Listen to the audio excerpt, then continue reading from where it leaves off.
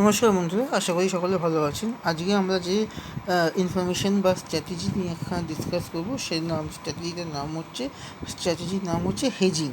এটা খুব কমন একখানা নাম। তো হেজিং কী বা কীভাবে করে, ঠিক আছে, এবং কখন বেশি কার্যকর বা কোন পরিস্থিতিতে হেজিং করা হয় সেই নিয়ে ছোট্ট একটুখানি ডিসকাশন করবো। আশা করি আপনাদের খুব কাজে লাগবে। তো হেজিং হচ্ছে যে কোনো অপশান চেনে, ধরুন নিফটি ব্যাংকের অপশন চেনে চলে এসেছি। হেজিং করা মানে আপনাকে কল, এই যে এখানে কল এবং পুট দুখানেই একটা একটা করে স্ট্রাইক প্রাইসে কিনতে হবে। ওকে, ধরুন আপনি 46,100 কল কিনলেন। সিমিলারলি একখানা কী করলেন, 46,100 নয়, ধরুন তার একটুখানি ওপর দিকে গিয়ে 45,500 একখানা পুট কিনলেন।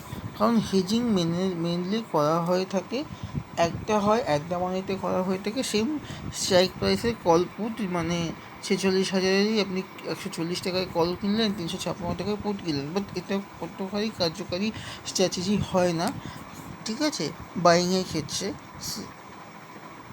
ইন কেস অফ হেজিং করতে হয় সবসময় আপনি যে প্রাইসে কল কিনেছেন ঠিক সম পরিমাণ বা কাছাকাছি দামে পুট কিনবেন। যদি আপনি 46,100 কল কিনে থাকেন, তাহলে আপনাকে পুট কিনতে হবে, যে 110 টাকা 90 পয়সা দাম, তো আপনাকে পুট কিনতে হবে কাছাকাছি, যেমন 160 টাকা এই পুট কিনতে পারেন, বা 145 টাকা, এর উপর বা কম নয়, ঠিক আছে।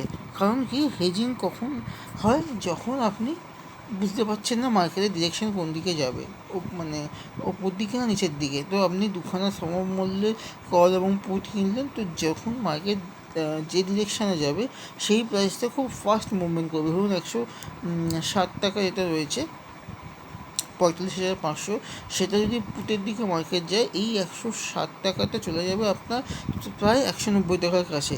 সিমিলারলি এই 110 টাকা 90 পয়সার যে আপনি কল কিনেছেন, সেটা নামতে নামতে 50 টাকায় এসে যাবে। তো ওটা যদি 90 টাকায় চলে গেল, মানে আপনার ওখানে প্রায় 87-83 টাকার মতো প্রফিট হচ্ছে। এখানে আপনার 110 টাকা যদি 50 টাকায় চলেও যায়, তো 60 টাকা, তো 20-23 টাকার মতো আপনার ওভারঅল প্রফিট রয়েছে। তো এই জিনিসটাই হচ্ছে হেজিংয়ে আপনাকে একদিকে প্রফিট দেখাবে, একদিকে লস দেখাবে, বাট দুখানা মিলিয়ে আপনাকে প্রফিটে থাকতে হবে, সেরকম কন্ডিশন আপনাকে মানে বেরোতে হবে, তখনই আপনাকে এক্সিট করতে হবে।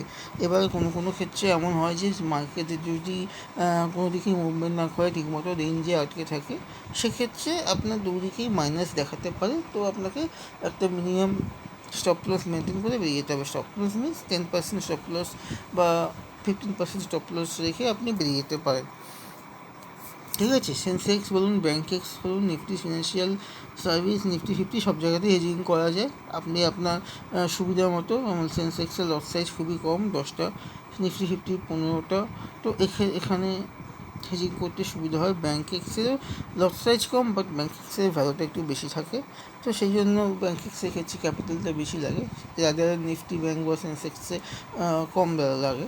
তো এইটা হচ্ছে হেজিং। এবং হেজিংয়ে সবচেয়ে ইম্পর্টেন্ট ব্যাপার হচ্ছে সময়টা। হেজিং কখন করা উচিত? আমার মতে হেজিং করা উচিত সকাল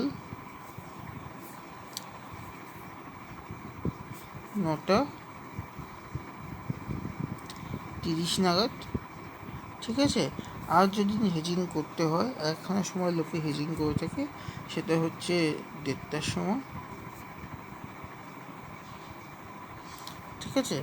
আর একটা সময় হেজিং হয়ে থাকে, অনেকেই করে থাকে, সেটা হচ্ছে 2:55, ঠিক আছে।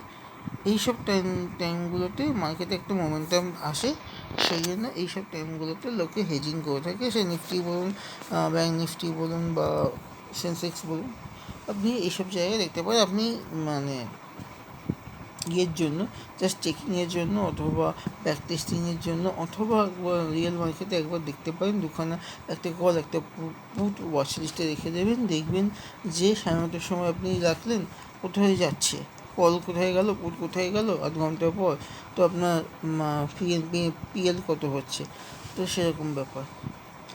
ঠিক আছে, আশা করি আপনাদের ভিডিওটা ভালো লাগলো। কোনো কোয়ারি থাকলে, ডাউটস থাকলে, মন্তব্য থাকলে অবশ্যই কমেন্ট করে জানাবেন এবং এরকম তথ্যমূলক ভিডিওর জন্য আমাদের সাথে থাকবেন।